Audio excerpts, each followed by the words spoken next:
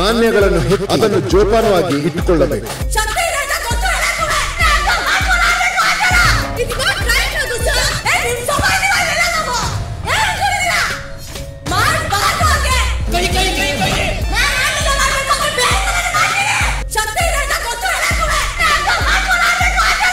ರೇಸಲ್ಲೇ ಬಿಟ್ಟಿಲ್ಲ ಅಂದ್ರೆ ಯಾವ ಕುದುರೆ ಗಟ್ಟಿ ಅಂತ ಹೆಂಗ್ ಗೊತ್ತಾಗತ್ತೆ?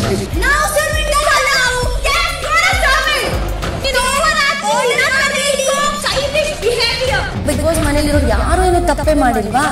ಹೊರಗಡೆ ಬನ್ನಿ, ಅದರಿಂದ ಆರ್ಡರ್ ಮಾಡ್ತಾರೆ. ಅದೇ ತಕೊಂಡ್ಬಾ, ಇದೇ ತಕೊಂಡ್ಬಾ. ಬಿಗ್ ಬಾಸ್ ಇಂದು ರಾತ್ರಿ 9:30ಕ್ಕೆ.